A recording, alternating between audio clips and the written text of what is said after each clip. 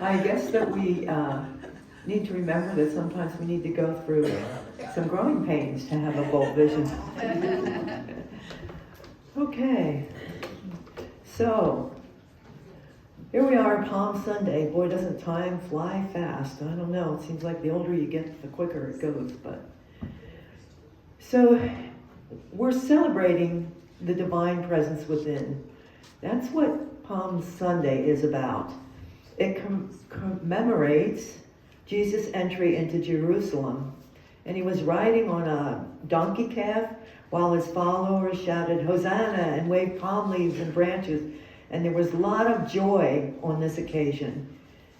But that is a juxtaposition. I did get it out right. Because it heralds the start of Holy Week. And I've always felt like Holy Week is the most sacred thing that we celebrate in unity. And it did become the final week of his physical life. And it commemorates his arrival in Jerusalem, and it symbolizes the awakening of the Christ's presence in us. So this is the time that we're taking everything that we've been working on, that we've been doing in the last amount of time during Lent, takes all of that we've been working on, and we pull it together, and at this point is when we become awake and we begin to see a bold vision for ourselves and our future. So, what makes this part of this even more amazing is that Jesus, when he entered Jerusalem with all the joy and all the happiness and all the palms and all the accolades and everything that was happening, he knew what was coming. He knew that he didn't have control over what was going to happen. He didn't have control over the other people that were in his life. He didn't have control over all of that. He knew that, but he still moved forward.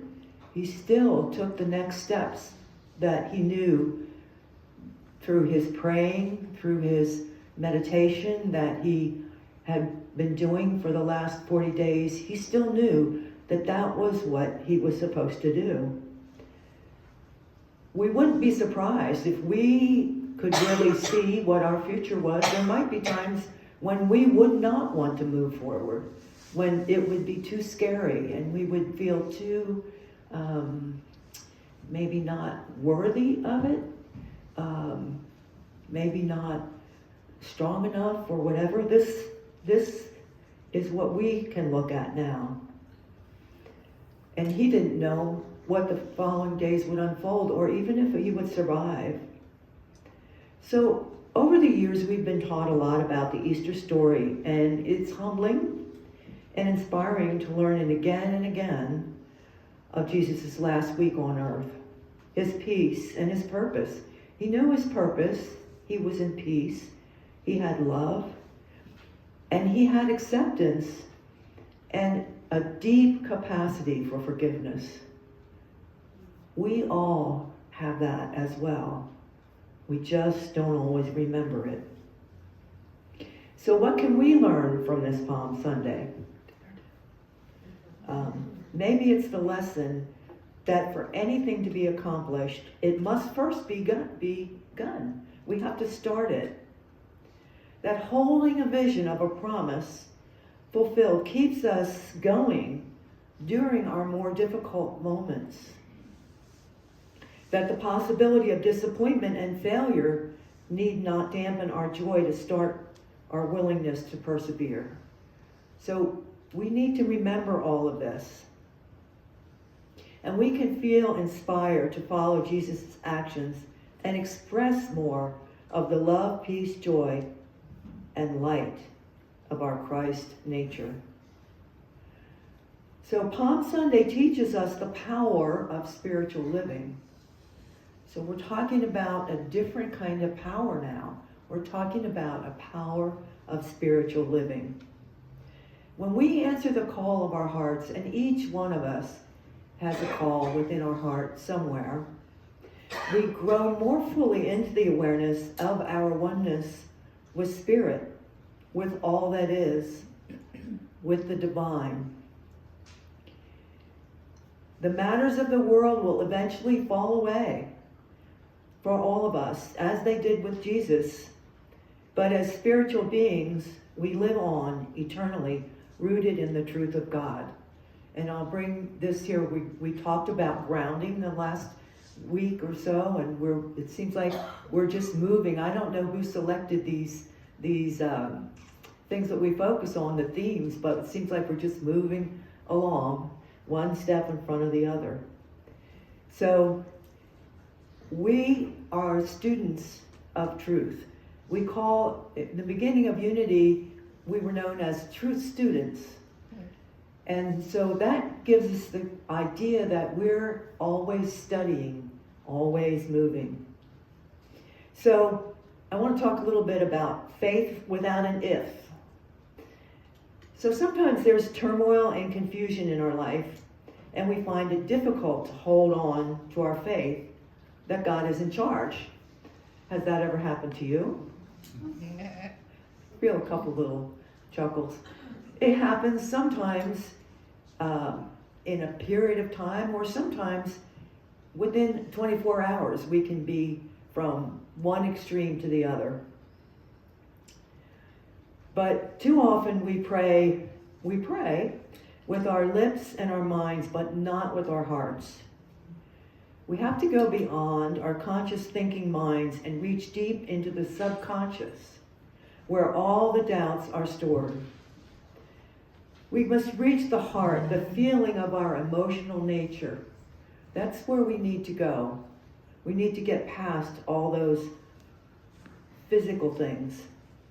Faith is complete confidence in that which is yet unmanifest and invisible.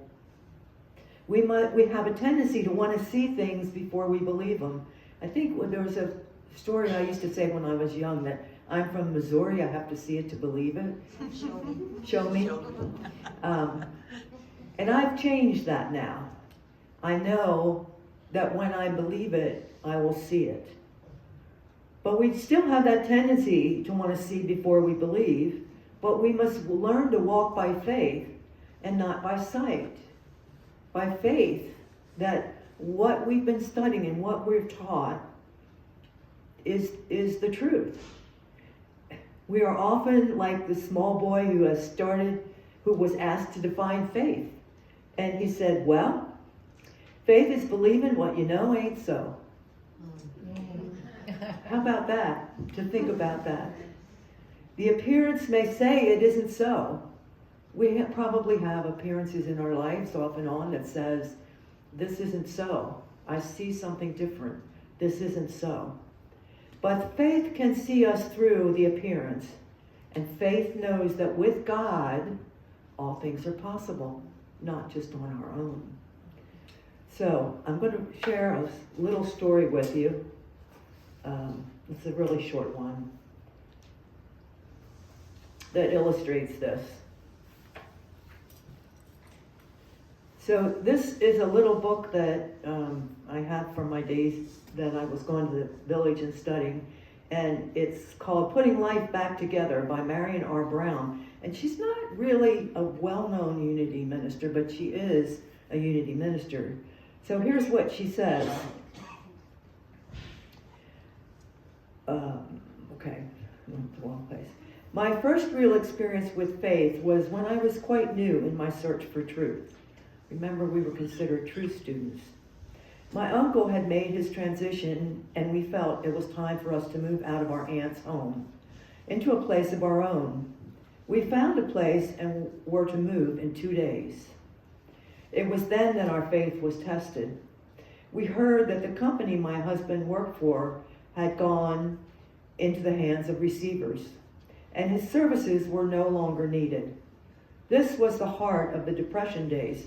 So this is talking about a long time ago, but it sounds a little familiar to what's happening to some folks today. And there were few jobs to be had.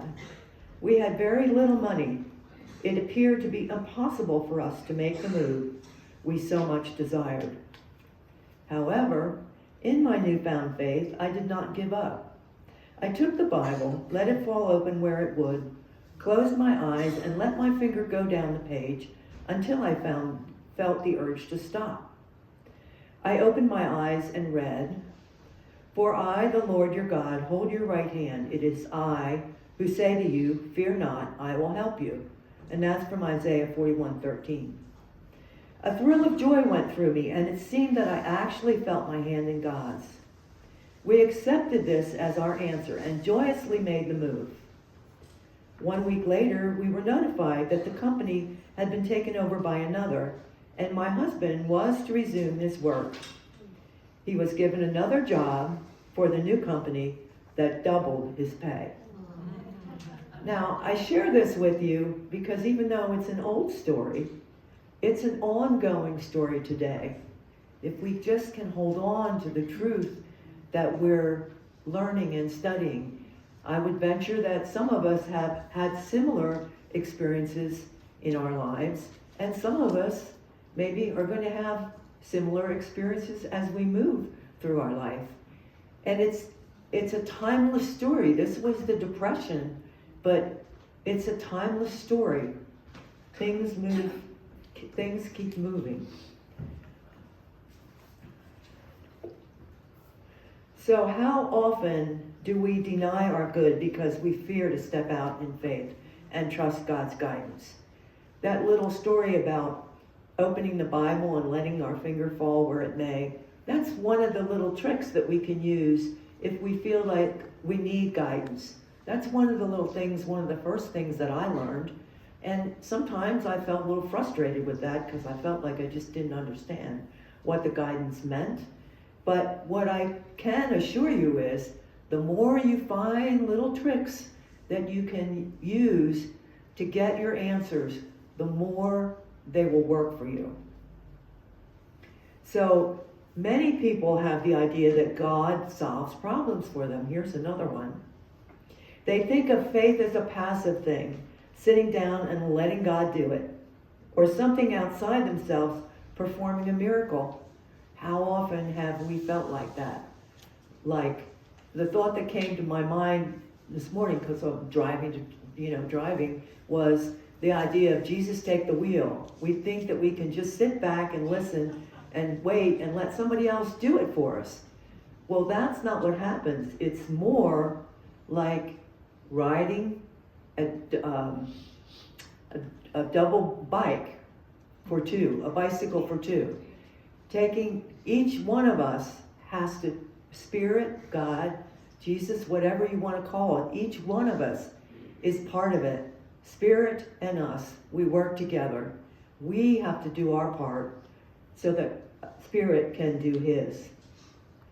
Faith is an activity of mind and heart. Faith is releasing the power within us to accomplish what we desire. Faith without works is dead. And now I'm going to share just another short little story from this same little book. And this hit me too because of this first sentence. I'm reminded of a story I once read about the old days in the wild and woolly West. A church congregation became alarmed when a saloon was opened next door to the church. A delegation was sent to the saloon owner in an effort to close it. Their efforts failed, so as a last resort, they decided to pray about it, to ask God to help. They prayed that the saloon would burn down. Much to their surprise, a short time later, it burned down. The saloon keepers sued the church, saying their prayers were responsible for the fire. The good church people scoffed at the idea. When the matter was brought before the judge, he ruled against the saloon.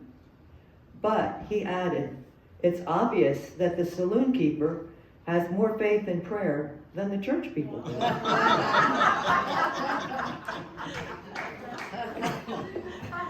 When is that us? When are the times that might be us? How we feel? We come here on Sundays, and we come here during the week, and we take classes, and we read books, and we study, and we look for the perfect teacher for us, and we do all these things, but we really sometimes deep down inside don't believe that it's there for us. So spiritual unfoldment is growth.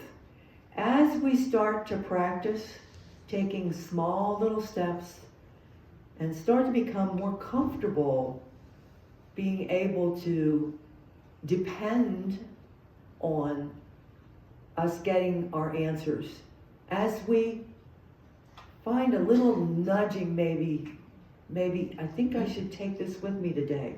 I have no idea why, but okay, I'll take it with me. What's it going to hurt? As we start doing things like this and we find that there was a reason that we couldn't have seen, but we know that Spirit is above us and can see all. Consciousness is growth. We have to do the work. It is in the proving of the laws and principles we have learned intellectually by applying them in our everyday lives that we begin to make progress. If we are only seeking outer results in the material world, we will probably turn from truth and try to find an easier, quicker way. Because it takes time to develop this